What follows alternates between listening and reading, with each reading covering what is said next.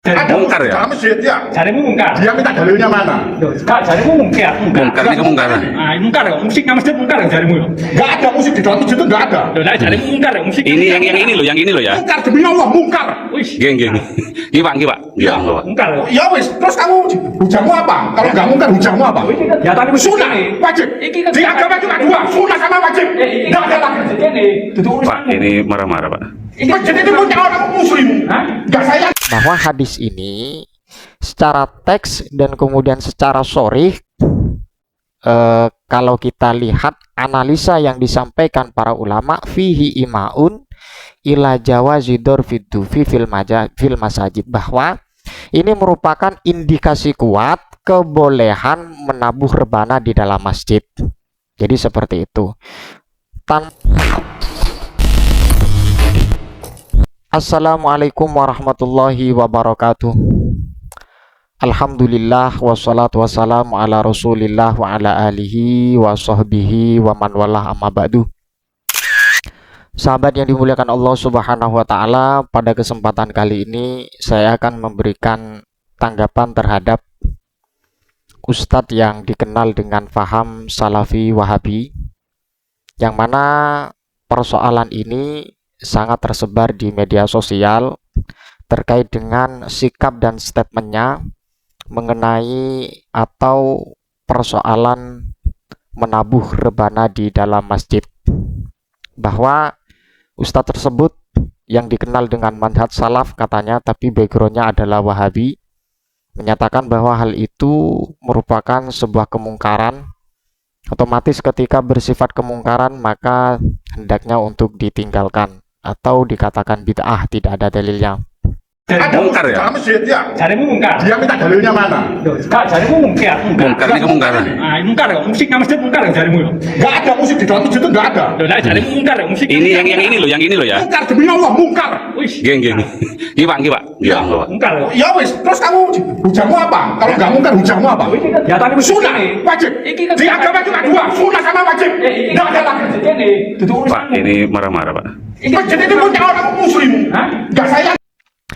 Tidak panjang lebar, ada satu hadis yang dijelaskan oleh para ulama, dan hadis tersebut memang tidak asing sekali, yang berkaitan dengan persoalan i'lanun nikah dan kemudian dorbud dufuf ya, yang mana hadis tersebut riwayat dari Sayyidah Aisyah, a'linu hadzan nikaha waf'aluhu fil masajid wadribu alaihi bidufi, bahwa tampakkanlah pernikahan dan kemudian laksanakannya di dalam masjid dan kemudian tabuhlah rebana tersebut. Hadis ini, mohon maaf sebelum saya menjelaskan, tidak menafikan perbedaan antara para ulama ketika menanggapi dorbud dufuf ya di dalam masjid. Ini secara literatur dan apa yang disampaikan oleh para ulama terdapat perbedaan. Bisa Anda cek sendiri. Mengapa saya mengungkap persoalan ini? Karena untuk menepis klaim-klaim bahwa hal itu merupakan kebenaran secara mutlak. Maksudnya kebenaran secara mutlak bahwa menabuh rebana itu merupakan sebuah kemungkaran yang secara mutlak yang harus ditinggalkan. Sebagai bentuk perbandingan bahwa ketika persoalan ini dalam ranah khilafiyah atau ikhtilaful ulama, maka tidak pantas untuk mengklaim merasa benar dan menyalahkan amaliyah seseorang. Kembali kepada poin, yaitu hadis yang berupa a'linu hadzan nikah waf'aluhu fil masajid dan kemudian watribu alaihi bidufi. Dalam kitab Fatawa Al-Kubra Al-Fiqhiyah, saya ambil poinnya saja, dan perlu digarisbawahi bahwa klaim tersebut ketika menyalahkan orang atau golongan yang senantiasa eksis masih melaksanakan rebana di dalam masjid, ini dalilnya. An Aisyah radhiyallahu ta'ala anha anna nabiyya sallallahu alaihi wasallam qol a'linu hadzan nikaha waf'aluhu fil masajid wadribu alaihi bidufi. bahwa hadis ini tampakkanlah pernikahan dan kemudian laksanakannya di dalam masjid, dan kemudian lakukanlah pemukulan rebana. Wa fihi imaun ila jawazi darfid dufi fil masajid li ajli dzalika fa'ala taslimihi yuqasu bihi ghairuhu.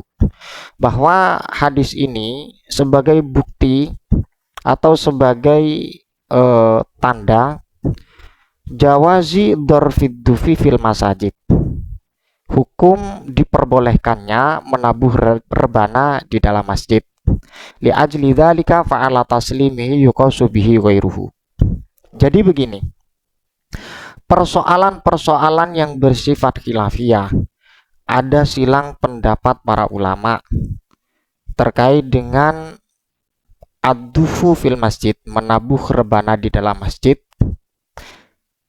Kalau kita secara fair dan kemudian kita adil di dalam menyikapi, ketika ada statement atau pernyataan bahwa menabuh rebana di dalam masjid itu merupakan sebuah kemungkaran, maka pastinya orang tersebut sudah berani menentang pendapat para ulama yang mana keilmuannya tidak diragukan lagi.